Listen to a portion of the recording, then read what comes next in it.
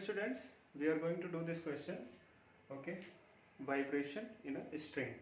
Okay, so ऐसे question में usually क्या होता है, आपको formula बताया जाता है, but you don't have to remember any formula. So let me start with the reading the question. और stretched string, एक string है, stretched है of 1 meter length, ठीक है, and mass 5 into 10 power minus 4 kg है. स्ट्रेच्ड है तो उसमें स्ट्रेचिंग कहाँ से आएगा, फिक्स कर दो आप दो एंड पे, एंड लेंथ कितना दिया है 1 मीटर, ठीक है. मास दिया है 5 into 10 to the power minus 4 kg, ठीक है. इज हैविंग टेंशन, स्ट्रिंग में टेंशन है कितना 20 newton. It is plugged at 25 centimetre from one end, किसी भी एंड से 25 सेंटीमीटर पे प्लग किया गया. प्लगिंग का क्या मतलब है पता है, आपने ट्राई भी किया होगा. जो वो स्ट्रिंग आप बांधते हो ना कपड़े फैलाने वाली, तो उसमें सफिशिएंट टेंशन अगर दे दो आप और कहीं भी किसी भी लोकेशन पे ऐसे खींच दो, ठीक है, उसी को प्लगिंग कहते हैं.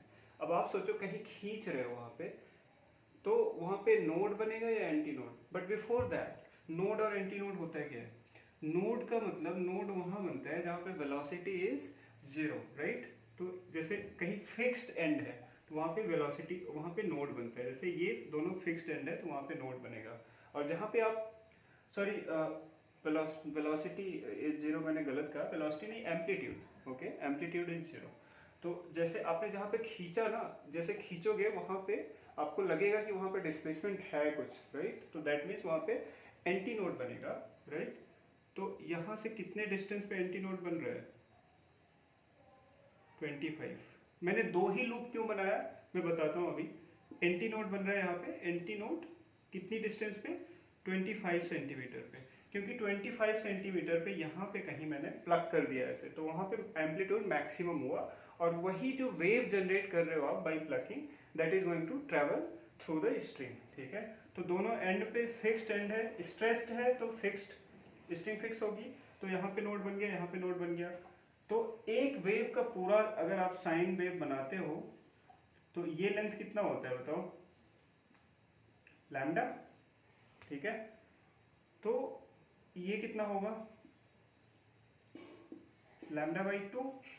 और अगर मैक्सिमम एम्पलीट्यूड पे एंटी नोड बन रहा है और नोड पे एम्पलीट्यूड क्या है 0, राइट. तो यहाँ पे क्या बनेगा, फिर से यहाँ पे एम्पलीट्यूड 0 है तो नोड बन गया, ठीक है. और यहाँ पे एंटी नोड. एंटी नोड और नोड के बीच की डिस्टेंस जो होगी वो बताओ. नोड और नोड के बीच और एंटी नोड और एंटी नोड के बीच की जो डिस्टेंस होती है वो होती है लैम्डा बाई 2, और नोड का भी लैम्डा बाई 2. तो आप बताओ एंटी नोड और नोड के बीच की डिस्टेंस कितनी हो जाएगी, लैम्डा बाई 4.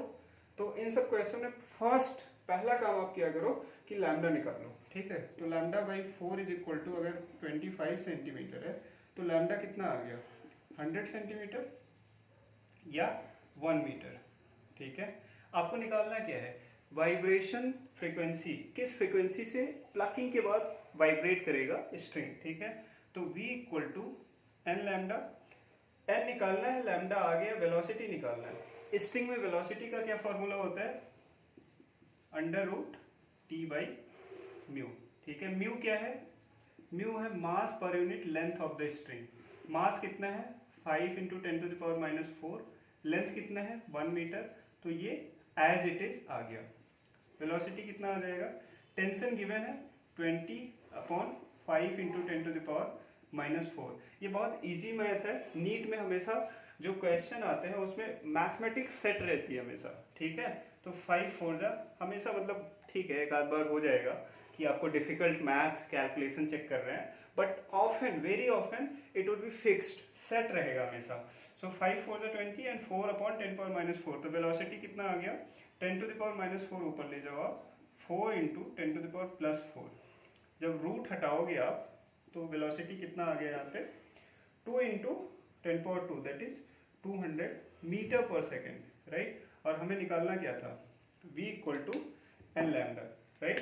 तो वेलोसिटी निकाल लो, n क्या है, सॉरी हमें n निकालना था, n is equal to v upon lambda. और वेलोसिटी हमने अभी निकाला है कितना निकाला है 200 और लैम्डा थोड़ी देर पहले निकाले थे यहाँ पे 1 मीटर, ठीक है 1 मीटर 200 हर्ट्ज आ गया। कौन सा ऑप्शन सही हो गया? बी वाला।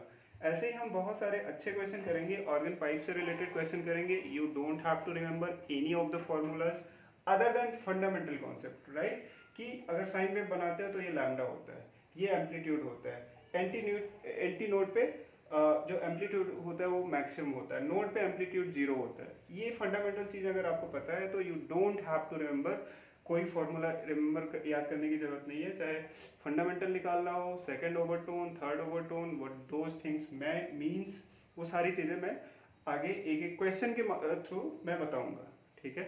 Okay, thank you, do subscribe to the channel, thank you.